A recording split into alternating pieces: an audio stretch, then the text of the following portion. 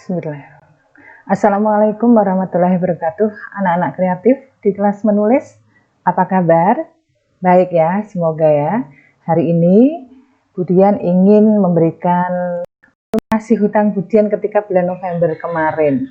Yaitu ketika itu kita berkolaborasi membuat puisi di grup, tapi yang urun kata-kata hanya beberapa anak saja ya, yaitu Keisa dan Syifa. Tapi setelah itu harusnya disunting, kemudian dibetulkan sehingga menjadi sebuah puisi yang bagus, puisi yang menarik. Mengapa ini baru Budian launching sekarang? Karena besok adalah waktu terakhir pengumpulan puisi dan masih banyak anak yang belum mengumpulkan. Budian berharap partisipasi kalian dalam mengikuti pengumpulan antologi puisi bisa lebih banyak lagi. Terus yang sudah mengumpulkan bagaimana?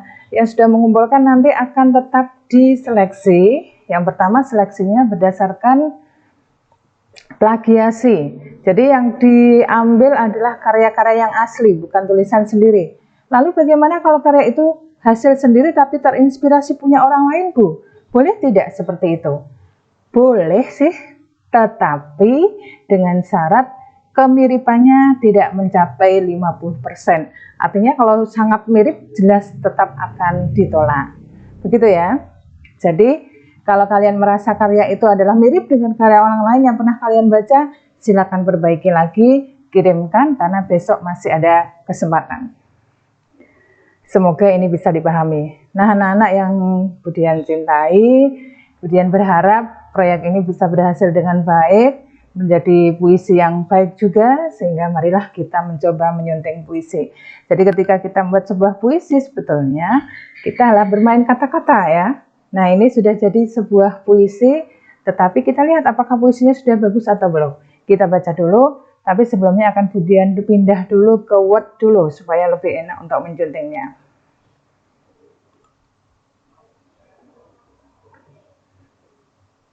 Nah, sudah jadi. November ini judulnya, nanti bisa kita ganti menjadi yang lebih bagus, yang lebih menarik, fontnya diperbesar, ditebalkan begitu ya. Ini adalah kolaborasi Budian, Keisha, dan Syifa.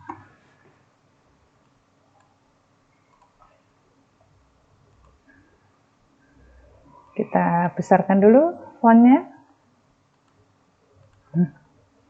Dan kita baca dulu apakah puisi ini sebetulnya sudah bagus atau belum. Kalau belum, mari kita perbaiki. Di mana kurangnya dulu kita cari, kemudian kita betulkan supaya menjadi puisi yang lebih menarik.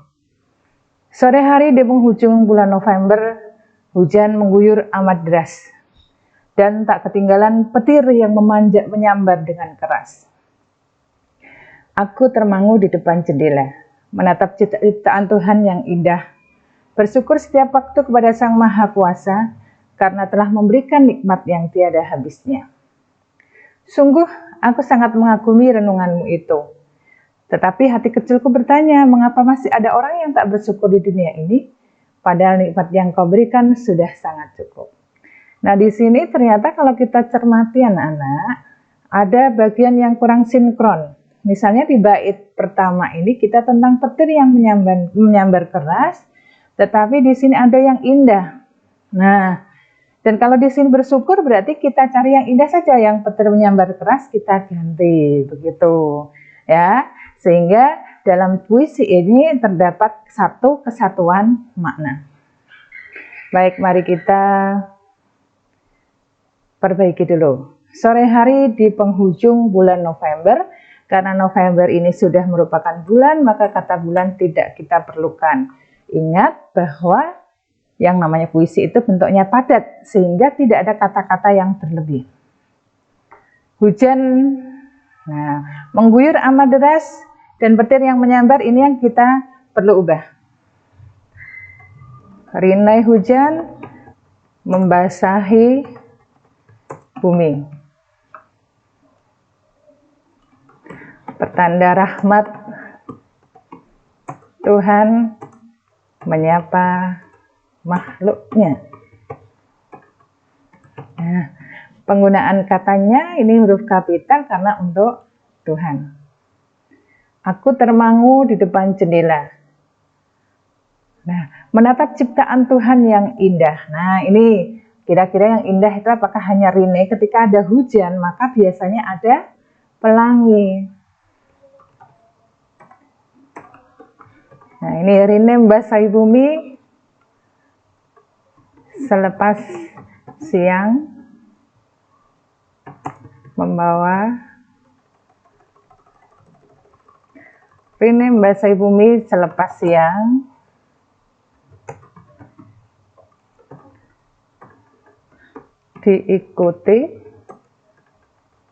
diiringi ya, diiringi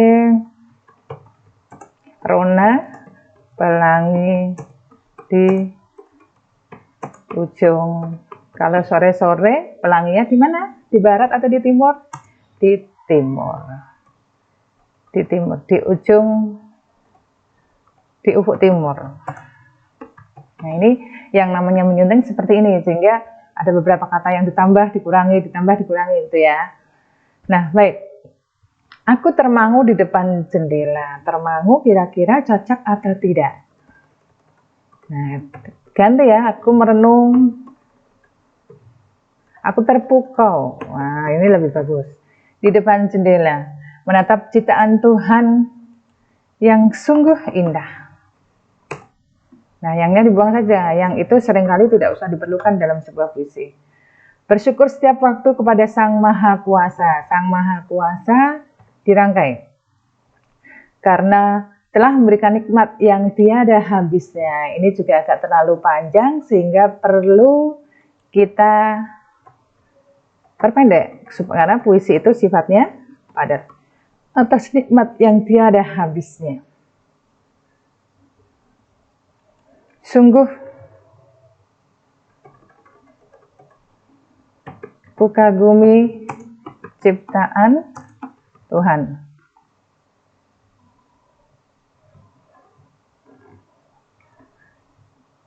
Alam indah untuk dikenang.